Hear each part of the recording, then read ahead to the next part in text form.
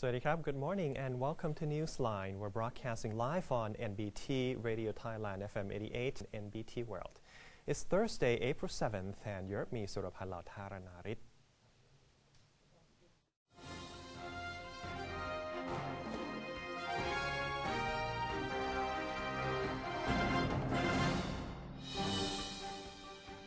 Now let's begin with today's segment of Thailand Moves Forward.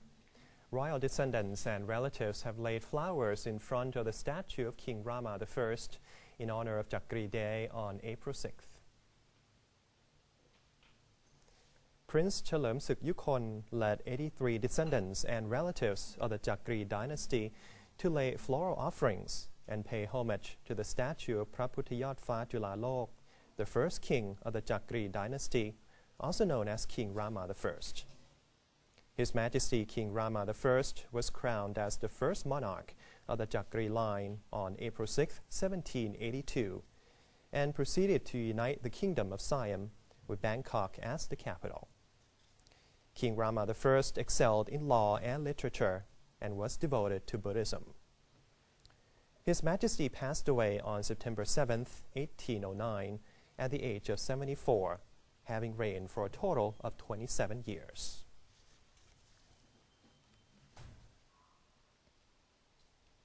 Government spokesman Major General Sansern Kaew has said Prime Minister General Prayut Chan-o-cha is worried by a recent remark made by the spokesman for the U.S. Bureau of East Asian and Pacific Affairs about Thai politics.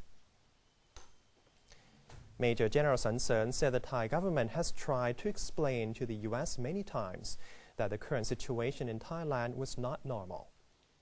Each order of the National Council for Peace and Order, or NCPO, was meant to help expedite the government's tasks.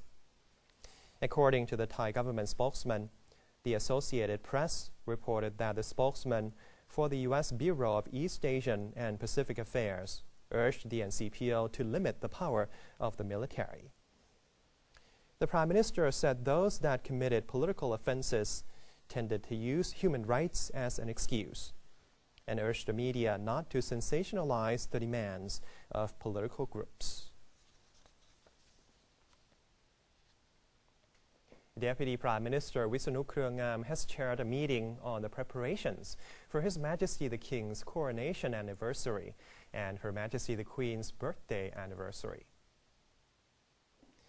The government has planned to hold special celebrations to mark the 70th anniversary of the coronation of His Majesty the King and the 84th birthday anniversary of Her Majesty the Queen this year. Relevant agencies discuss protocol for the events.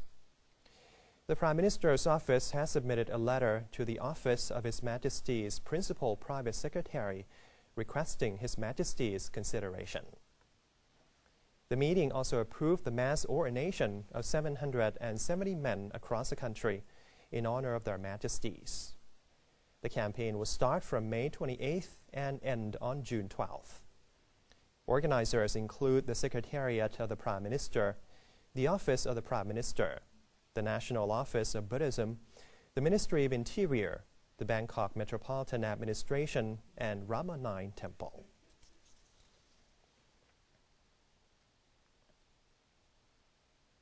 Deputy Prime Minister and Defense Minister General Prawit Wongsuwan visited the Special Task Force headquarters of Narathiwat Province to oversee the program of escorting locals home. The event was attended by 652 participants of the project from the 3 southern border provinces, as General Prawit stressed the importance of community as a key element to resolving violence in the South.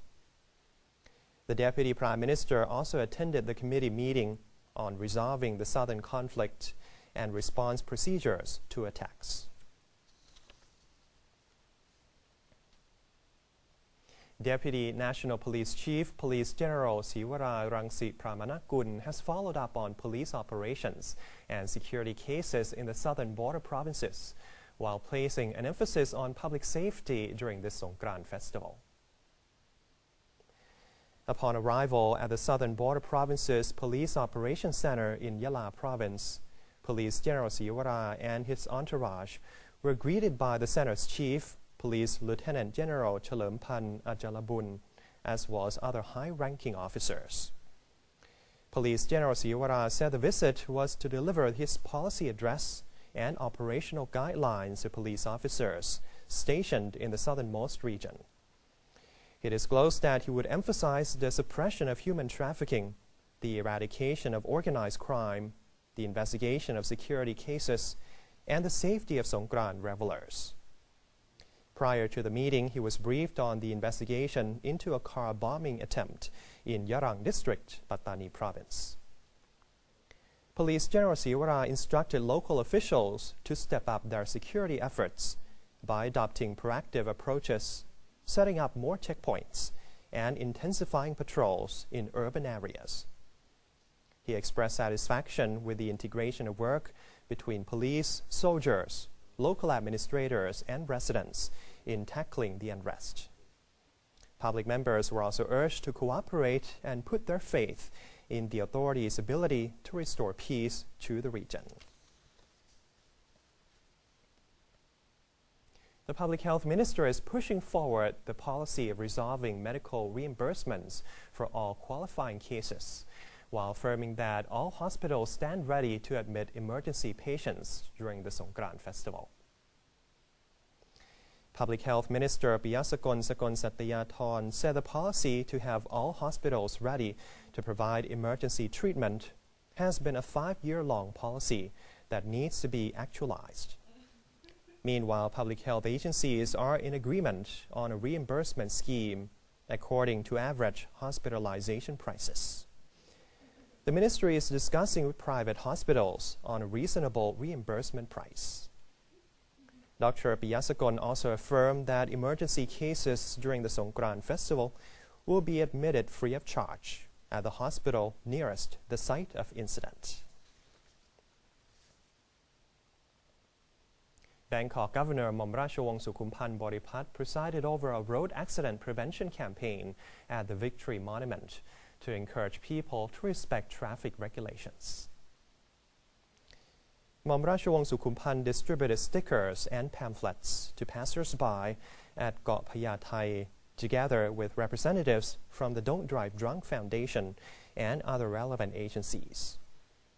According to the Bangkok governor, more than 6,900 people were involved in road accidents last year, and 193 were killed. However, the number of road fatalities in Bangkok has declined continuously over the past 6 years due to constant campaigning on the part of the Bangkok Metropolitan Administration. The campaign will target 6 district groups in the capital city throughout the year. Momrachawong Sukhumpan urged commuters as well as passengers to follow road rules for their own safety. The University of the Thai Chamber of Commerce, or UTCC, has revealed that in its ongoing survey, the Consumer Confidence Index, or CCI, in March declined to 73.5%, its lowest point in 5 months. UTCC Center for Economic and Business Forecasting Director Thanawat Phonvichai has revealed that the CCI declined continuously from January to March this year on concerns about the drought crisis. Mr. Thanawat expects that a rise in fuel prices will contribute to a 2% contraction in exports this year, causing exporters to lose around 100 billion baht in revenue. According to the survey, the economic, employment, and income confidence indices in March all declined from the month before to 62.4%, 68.8%, and 89.5% respectively. The center's director said that economic growth this year could fall below 3%, as there are not enough stimulus measures in place to boost the economy. Another survey will be conducted this month to reassess the economic situation. UNICEF representative for Thailand Thomas Davung has paid a courtesy call on Social Development and Human Security Minister Police General Adun Sangsingkeo. Police General Adun said the two had discussed the work plan of UNICEF over the next 5 years.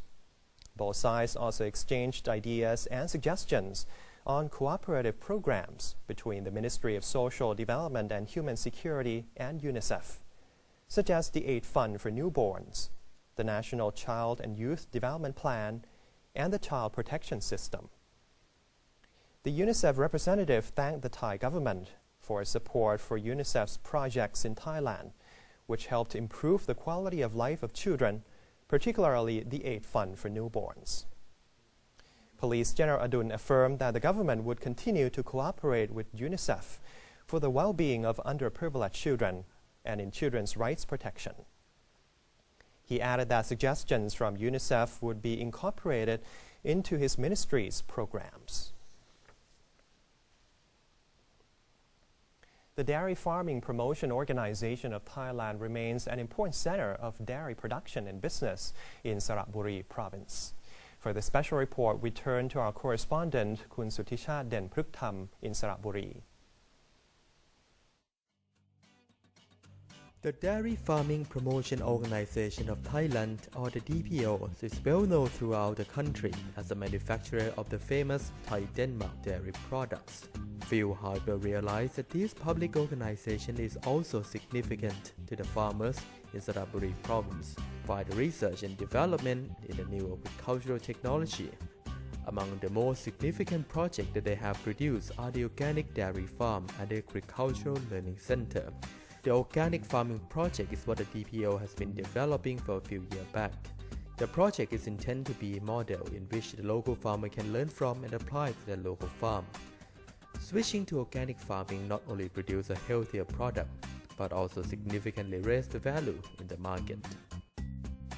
The organic livestock need to rely solely on organic feeding. Everything had to be completely chemical-free. The food that we feed to our cows need to have organic certification. We also need to be careful on the use of antibiotics. In the rare severe cases, we will resort to the use of local herbs.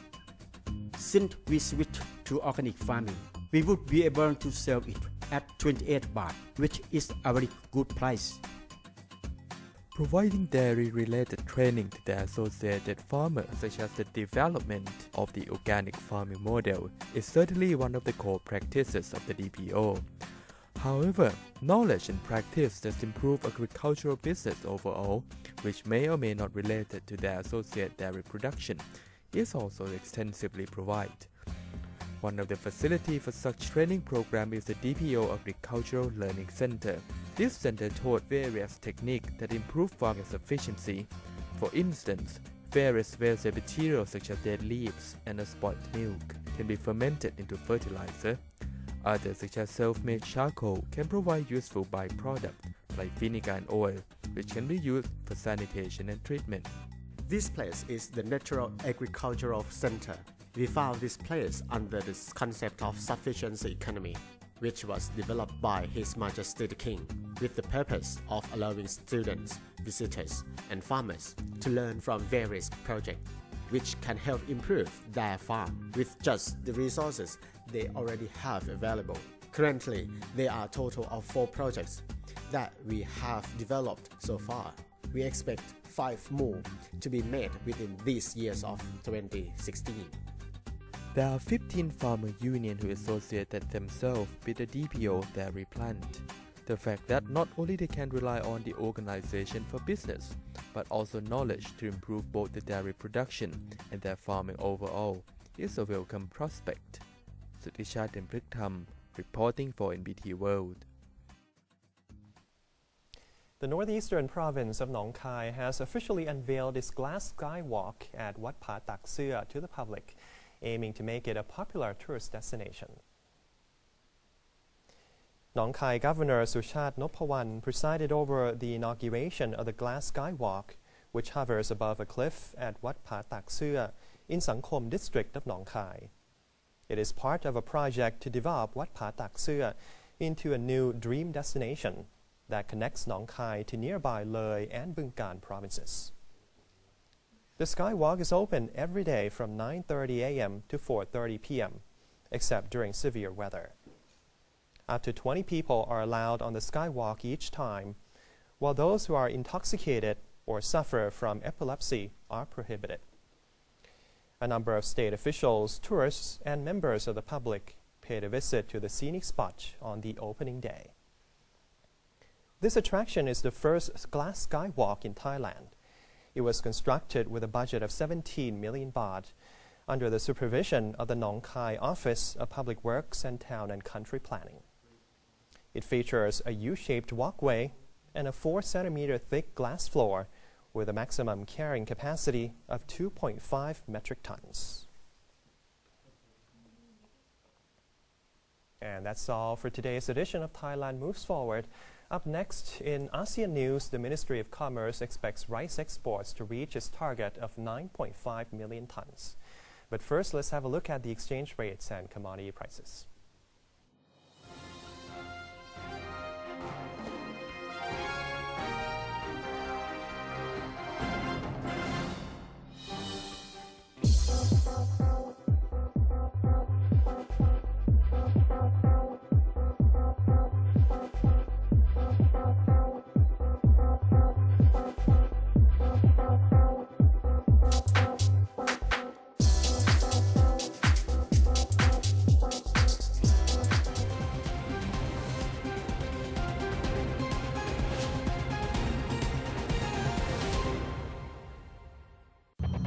Thai. Created from Thai wisdom, used to be served on banana leaf, and the banana tree is used for practicing Muay Thai. Muay Thai was trained in the temples, which can be found on the mountains, in the caves, or on the water, everywhere, just like Pad Thai. There are thousands of other stories to discover. Discover your amazing stories in Amazing Thailand.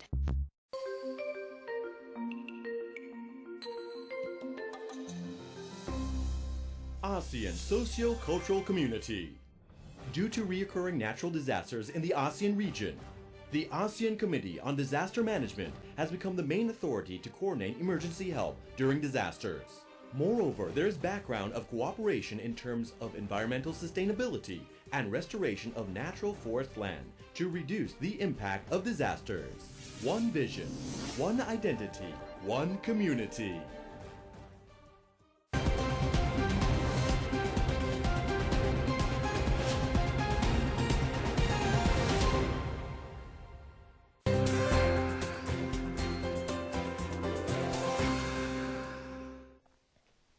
Welcome back. You're watching Newsline.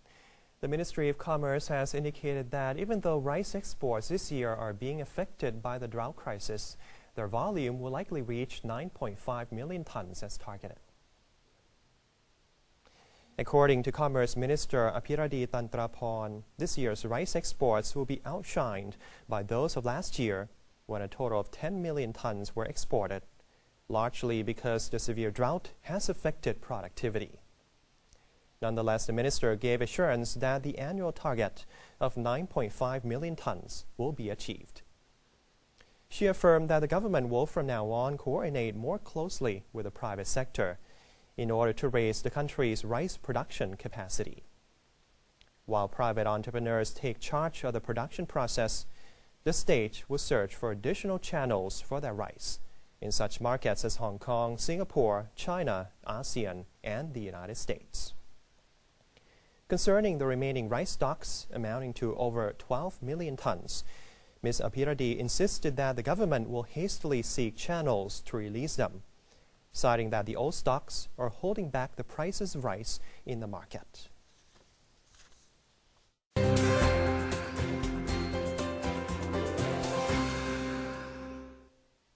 Let's take a look at the international news.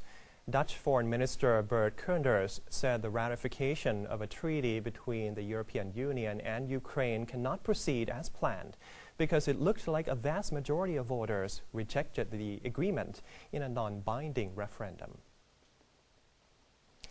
In a rebuke for the government, which campaigned in favor of the EU-Ukraine Association Agreement, roughly 64% voted no and 36% said yes, according to the initial exit poll.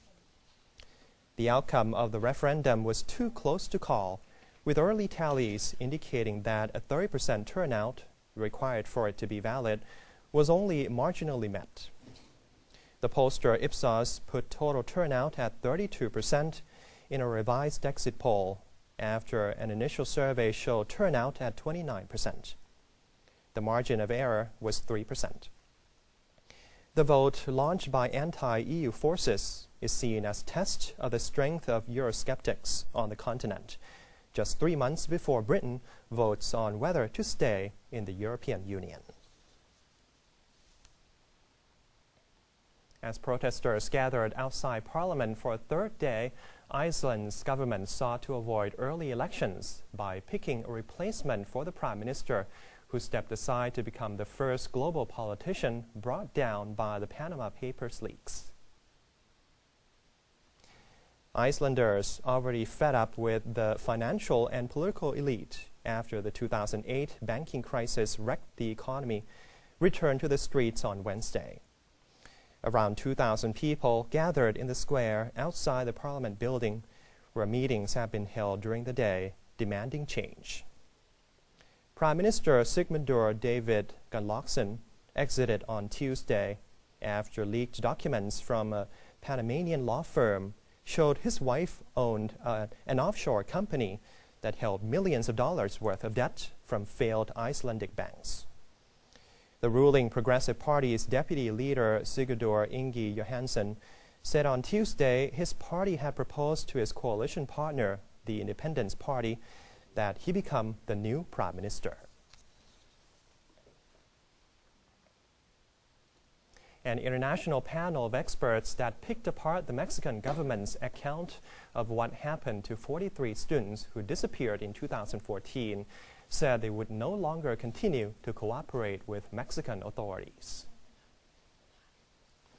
Experts commissioned by the Inter-American Commission on Human Rights said further studies were needed to reliably respond to questions raised in the case. They stressed they do not yet have answers to central aspects of the investigation because needed tests have yet to be performed. Investigator Carlos Burstein said they would not continue to work with the Attorney General's office and regretted that a decision to terminate cooperation had been taken by high-ranking officials within the Mexican government. Burstein said the panel would publish its findings from the last 7 months, complying with the task at hand. They added that work would focus on the report with the victims, the review of the case file, and the law of missing persons, which is underway. And that's it for today's edition of Newsline. For any comments or suggestions, please feel free to email them to us at newsline.nbt@gmail.com. You can also follow us on Facebook or visit our website at thainews.prd.go.th/en. For now, we're going to say goodbye with footage from the red carpet opening of the Wizarding World of Harry Potter in California. I'm Suraphal Lautharanarit. Thank you for joining us and have a wonderful day. สวัสดีครับ